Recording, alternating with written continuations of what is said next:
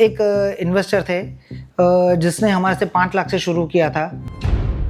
तो आज उनका रिटायरमेंट का दिन आ गया, तो आज उनका कॉर्पस 5 से 6 करोड़ रुपया हो गया है। तो आज वो उनके लड़के को लेके आए कि सर, इन्वेस्टर अगर रिटर्न चेस करता है तो आपका इन्वेस्टर नहीं है। अगर आपका ड्यूरेशन 5 साल अभी straight away tell them no, don't invest in this. कल बचाने की जगह आज आप पैसा इस्तेमाल कर लो, you will be much happier. आज वो एम्बिशियस है बिकॉज वो मार्केट देख के आ रहा है, और वही बंदा पहले बंद कर देगा, डाउनवर्ड साइकिल जाएगी, बिकॉज उन्होंने कभी डाउनवर्ड साइकिल देखी नहीं है। Then we only start with 20,000 reference से क्लाइंट आते हैं। ऑलमोस्ट अगर हम 10 क्लाइंट को रोज मिलते हैं तो उसमें से 3 हमें कन्वर्ट करनी ही है कैसे भी। Hit ratio has to be 30% out of 10। Industry का फ्यूचर काफी ब्राइट है।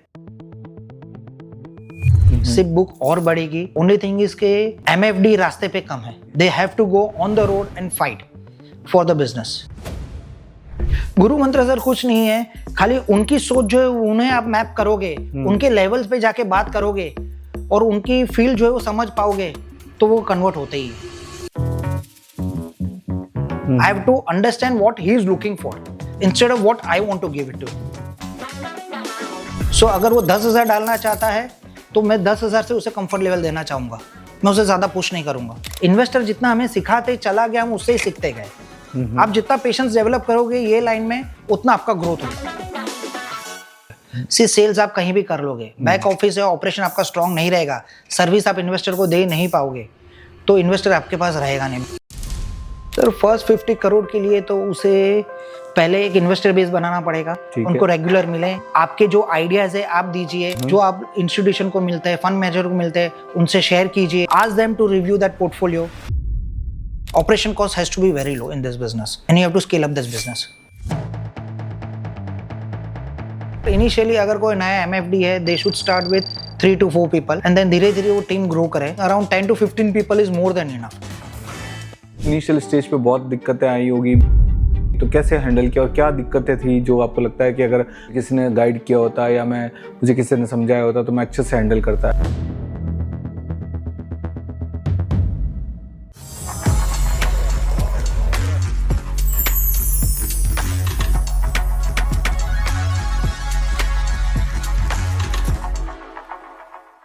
स्वागत है आपका billionaire code series powered by Nirmal Bang में।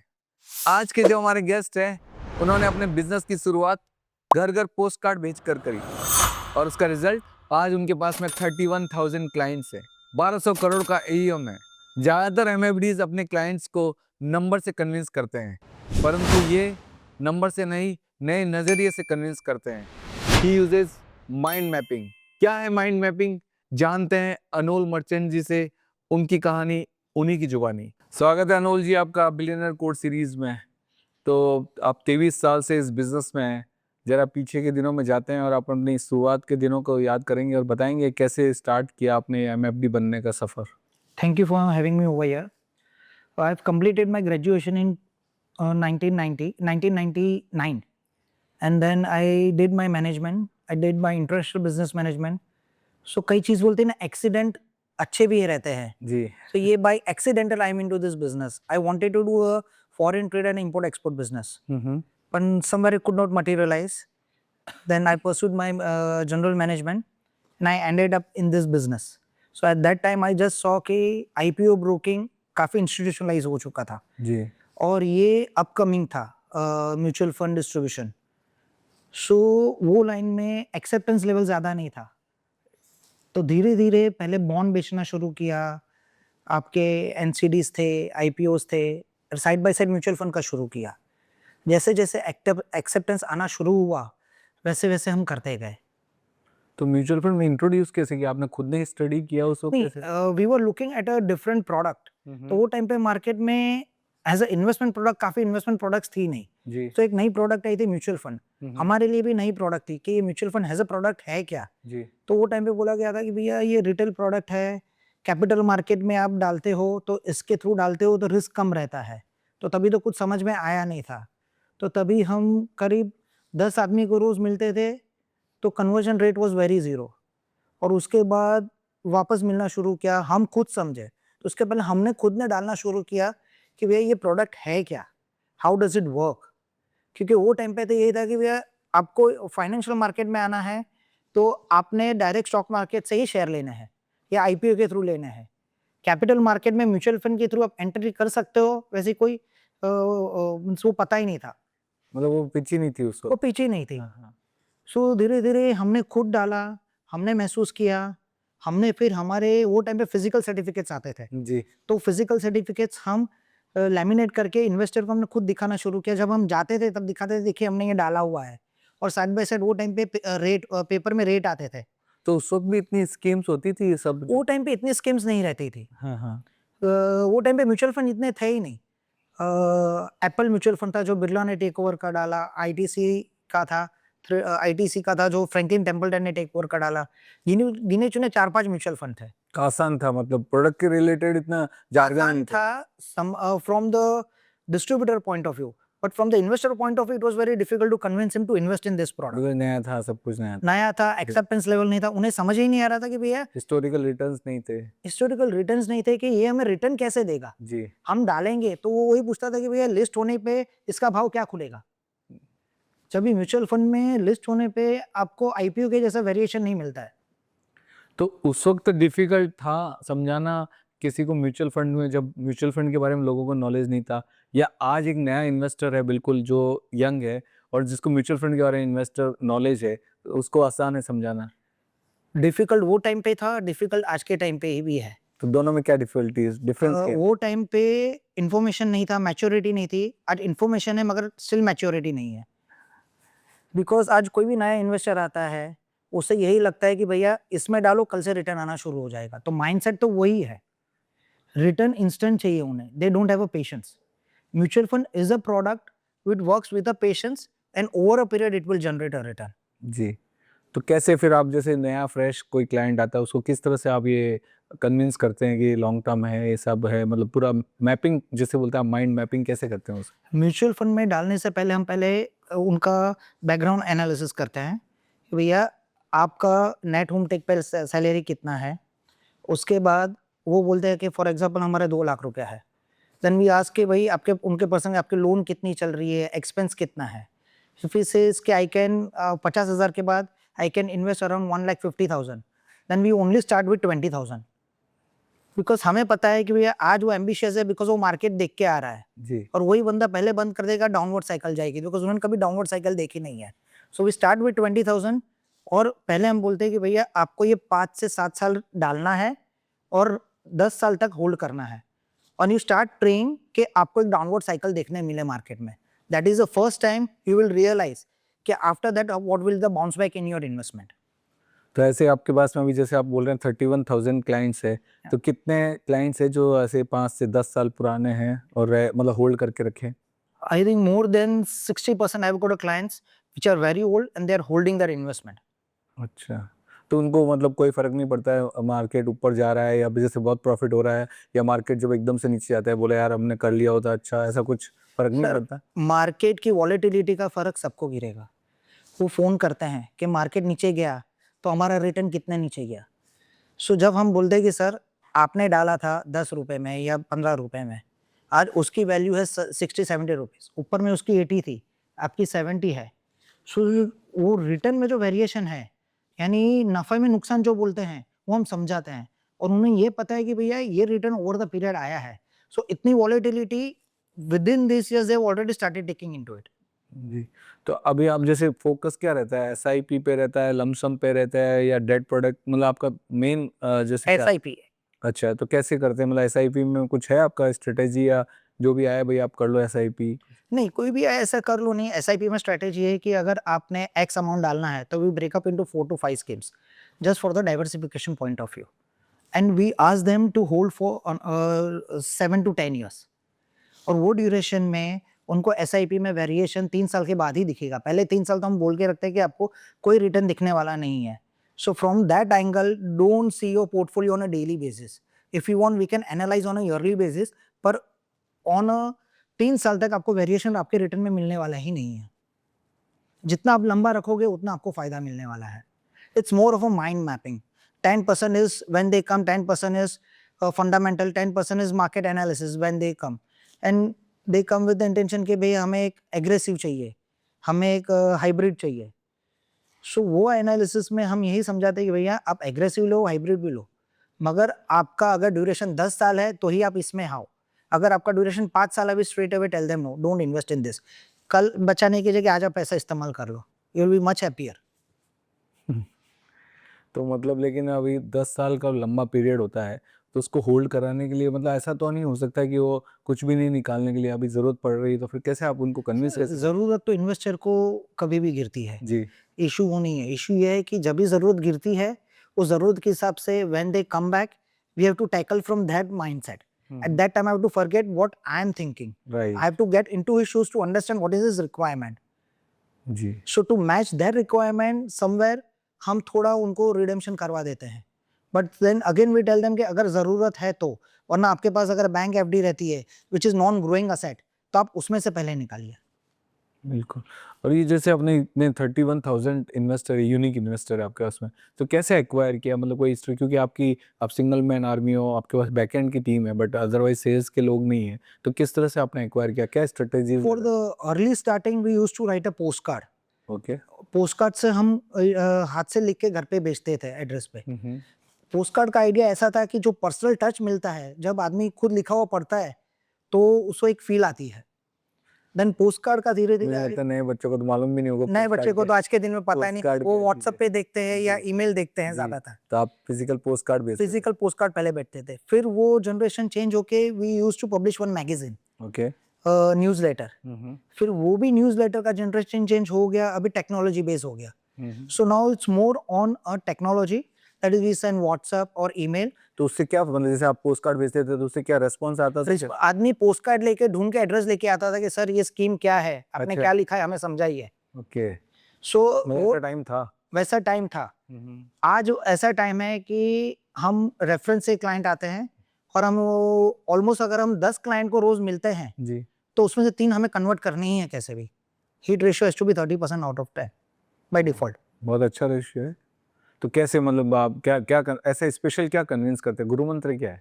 गुरु मंत्र सर कुछ नहीं है, खाली उनकी सोच जो है उन्हें आप मैप करोगे, उनके लेवल्स पे जाके बात करोगे और उनकी फील जो है वो समझ पाओगे, तो वो कन्वर्ट होता ही है। वो टाइम पे मुझे भूलना है कि what status I am and where I am sitting. I have to understand what he is looking for instead of what I want to give it to him. So अगर वो 10,000 डालना चाहता है, तो मैं 10,000 से उसे कंफर्ट लेवल देना चाहूँगा। मैं उसे ज़्यादा पुश नहीं करूँगा। तो ये जैसे आप ये जो जर्नी में है, तो कुछ तो इनिशियल स्टेज पे बहुत दिक्कतें आई होगी, बीच में भी आई होगी, तो कैसे हैंडल किया और क्या दिक्कतें थी जो आपको लगता है कि अगर मुझे किसी ने गाइड किया होता या मुझे किसी ने समझाया होता तो मैं अच्छे से हैंडल करता? ऐसी कुछ दिक्कतें सर आई हैं? चैलेंजेस तो टाइम टू टाइम आती रही, दिक्कत ऐसी आती रही, रेगुलेशन दिक्कत आती रही। धीरे-धीरे जैसे जब भी मैंने शुरू किया at that time I was very new in the industry. So मेरा पहला फेज़ था 2008 का, यूएस बैंकिंग क्राइसिस का आ गया था, तो उसमें समझ में आया कि भैया सब पूरा इक्विटी में आप डाल रहे हो तो एक झटके में नीचे भी आ सकता है। सो डाइवर्सिफाइड तो हो। देन धीरे-धीरे डाइवर्सिफ़ाई करना शुरू किया। मेन दिक्कत ये थी कि आपको इन्वेस्टर के पास जाके पहले तो एक्सेप्ट करना है कि आप कहाँ गलत है। सो वो पहले मैंने सीखा कि भैया मैं जाके इन्वेस्टर को बोलता हूँ, सर ये चीज़ मैंने आपको दी थी, ये एंगल से दी थी, ये कॉल गलत हो चुका है, मैं एक्सेप्ट करता हूँ, आप मुझे दूसरा मौका दीजिए, आई विल रेक्टिफाई इट। अगर हम 10 को मिलते थे तो 5 एक्सेप्ट करते थे, 5 ना बोल देते थे। सो वही हमने सीखा। इन्वेस्टर जितना हमें सिखाते चला गया, हम उससे ही सीखते गए। तो बट लेकिन इसके अलावा भी मतलब जैसे आप ये रेगुलर बेसिस पे ट्रेनिंग वगैरह कहीं से ली या कोई फंड मैनेजर से मिलने से, ये कुछ और अपने आप नॉलेज को और कैसे किया, मतलब आपने अपने आप को? फंड मैनेजमेंट मीटिंग रेगुलर रहती है हमारी ट्रेनिंग भी रेगुलर रहती है। मोर लाइक हम खुद भी अपने आप को अपडेट करते रहते हैं। I used to go to do executive management courses in IMM Ahmedabad, Bangalore, XLRI regarding investment, financial investment, वो हिसाब से। तो उसका बेनिफिट होता है? उसका बेनिफिट होता है। कैसे? वो उसमें से 50% I used to implement in my profession, because India में retail management is very difficult compare to institutional business. So retail में we have to go from the angle from the investor point of view. So वही जो मैंने पहले बताई mind mapping. सो हम जो mind map करते हैं इन्वेस्टर के माइंड से, वो जो बात करते हैं उनको क्या ज़रूरत है और मैं क्या देना चाहता हूँ, उसमें जो गैप है हम वो ब्रिज करते हैं। ओके, तो आपका टिपिकल जैसे पूरा दिन कैसे निकलता है, मतलब आप जैसे 5 days ही क्या 7 दिन काम करते हैं, 6 दिन काम करते हैं, कैसे सर वैसे तो 7 days a week ही काम करते हैं। हाँ हाँ 5 days ऑफिस से 2 दिन इन्वेस्टर मीट या क्लाइंट मीट रहती है। ओके, तो कैसे आपका टिपिकल डे क्या रहता है? सुबह उठ के पेपर पढ़ना है, देन ऑफिस जाना है, इन्वेस्टर के रिपोर्ट्स देखने हैं, आज किससे क्या बात करनी है, जो डेटा रहता है और किसको कहीं क्वेरी रहे, we have to solve that the query practically. It's more on the service mode. But लेकिन कोई प्रोसेस होगा कि फिक्स है कि आज इन क्लाइंट से बात करना है, या जो क्लाइंट ने सामने से अप्रोच कर दिया उसी से बात करनी है? नहीं, रेगुलर कॉल्स तो आते ही रहते हैं, हाँ हाँ बट जो पहले जो हमने लिस्ट में बनाए पहले उनसे बात करते हैं, फिर जो रेगुलर क्वेरी आती है उनको हैंडल करते हैं। तो आप how frequently you meet to clients, जो एग्जिस्टिंग जो इन्वेस्टर है उनसे आप कितना आई एम फ्रीक्वेंट? एक्सेसिबल 24/7। नहीं, बट लेकिन एक कोई रूटीन होगा कि इतना जो 3 महीने में आपका रिव्यू करेंगे ऐसे, या 4 महीने में, या साल में एक बार रिव्यू करेंगे? हर 6 महीने में एक बार रिव्यू होता है हमारे यहाँ, ओके, फिजिकली या physically one on okay, one. तो क्लाइंट आते हैं और डिस्कस करते हैं? क्लाइंट आते हैं, इधर फोन पे रहते हैं, वरना जूम मीटिंग रहती है। ओके, और आप जो एग्जिस्टिंग क्लाइंट है उनका एनहांसमेंट करना हो, अगर इंक्रीमेंटल अगर उनका एसआईपी करनी हो, तो किस तरह से आप अप्रोच करते हैं या वो खुद ही क्लाइंट करते हैं? नहीं, हम ही अप्रोच करते हैं कि सर आपके पोर्टफोलियो में ABC स्कीम्स है, जी अभी मार्केट ये हिसाब से ये स्कीम ये थीम में जाना चाहिए आपको, आप थोड़ा इसमें इंक्रीज कीजिए। We give the logical reasoning and then we approach them and then we leave it to them.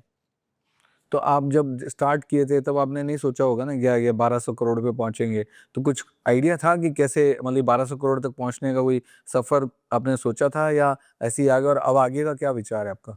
Sir सब स्टार्ट किया था अभी तो पहला टारगेट था कि भैया आप 200 करोड़ पे पहुंचो, फिर 500 करोड़ होगा तो खुश हो जाएंगे, 800 हो जाएंगे, 1000 हो जाएंगे, आज 1200 हो गया, वी आर हैप्पी। बट यहाँ से भी आगे सफर ये इंडस्ट्री में काफी अच्छा लग रहा है। There is too much of scope जी, in this industry to grow. तो जो नए लोग हैं जो साइड लाइन में बैठे हैं या पार्ट टाइम कर रहे हैं, तो उनको आप बताना चाहेंगे कि क्या वो चीज़ें सही करें और किस लिए इस इंडस्ट्री में फुल टाइम आए? उनको कुछ मोटिवेट करने के लिए आप कुछ कहेंगे? ये इंडस्ट्री आप अगर फुल टाइम प्रोफेशन में ये इंडस्ट्री में आते हो, sky is the limit. There is no end to this profession. मतलब क्या रीज़न?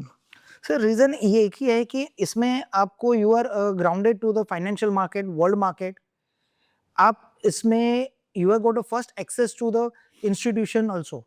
सो आप फंड मैनेजर को मिलते हो, इन्वेस्टर को मिलते हो, डिफरेंट टाइप ऑफ इन्वेस्टर को जब मिलते हो तो इन्वेस्टर आपको ज्यादा सिखाता है, ज्यादा फंड मैनेजर से। बिकॉज एक कॉर्पोरेट इंस्टीट्यूशन इन्वेस्टर, एक HNI और एक रिटेल इन्वेस्टर, तीनों के माइंड मैप पूरे डिफरेंट रहते हैं, तो उनको किस तरह से आपको टैकल करना है, that is very important. So it's more of a patience. आप जितना पेशेंस डेवलप करोगे ये लाइन में, उतना आपका ग्रोथ होगा।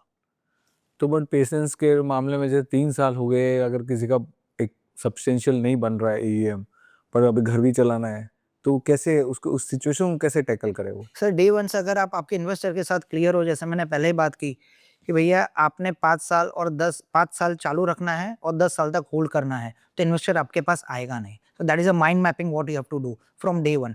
इंस्टेड ऑफ चेजिंग रिटर्न, आप इन्वेस्टर को रियलिटी दिखाइए। इन्वेस्टर अगर रिटर्न चेज करता है तो आपका इन्वेस्टर नहीं है, वो कहीं भी चला जाएगा। बट एक इनिशियल 10-20 करोड़ का जो AUM इकट्ठा करना है, उस हर्डल को कैसे क्रॉस करें? मतलब एक बार आप मालूम है भाई 50 करोड़ का AUM हो गया तो घर भी चलेगा और उसका मोटिवेशन लेवल भी हाई रहेगा, बट वो 50 करोड़ का जो सबसे पहला जो हर्डल है वो कैसे पहुंचे? उसके लिए क्या करना चाहिए उसको? सही जैसे 3-4 टास्क आपके हिसाब से, या 3-4 मेथड है वो अप्लाई करने चाहिए? सर फर्स्ट 50 करोड़ के लिए तो उसे पहले एक इन्वेस्टर बेस बनाना पड़ेगा। He has to meet on a regular meetings with the investor. Investor base कैसे बनाए, मतलब कोल्ड कॉल मतलब? रेफरेंस के थ्रू, ओके, फ्रेंड सर्कल है, फैमिली है, तो एक लिस्ट डाउन करे भाई, लिस्ट डाउन करे, इन्वेस्टर बेस बनाए, ठीक उनको है रेगुलर मिले, जी। आपके जो आइडियाज है आप दीजिए, जो आप इंस्टीट्यूशन को मिलते हैं, फंड मैनेजर को मिलते हैं, उनसे शेयर कीजिए। जी। उनके कहीं ना कहीं वो इन्वेस्टर ने पैसा डाला ही होगा। Ask them to review that portfolio, whether he wants to do it with you और not, that's a separate thing. आप आपके थॉट दीजिए, अगर कहीं गलत जा रहा है आप उन्हें बताइए कि आप ये गलत कर रहे हो, ये चेंजेस होने चाहिए। आप उनको अब क्या चेंजेस चाहिए आप उनको बताइए। फिर again you approach him with in next 2 to 3 months कि सर ये चेंजेस बताया था और देखिए ये हिसाब से ये मार्केट में ये हुआ है। Then he will get that confidence कि how different you are compare to the other.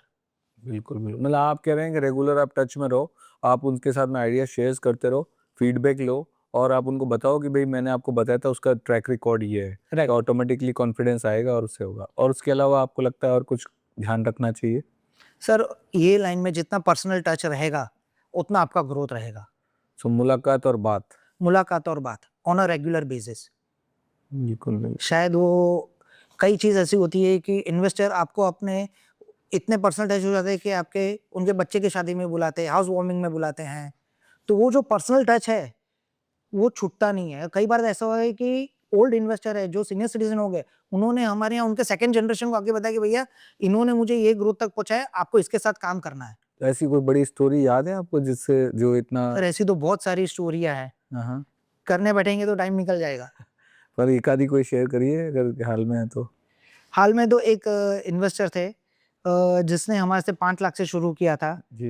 And he was a government employ. Hmm. Then he reached up to from last 20 years he started investing one time SIP, so blindly he followed us and वो जो faith है, कभी हमें डर लगता है यार हमसे कुछ गलत ना हो जाए, जी। तो we are very cautious about that।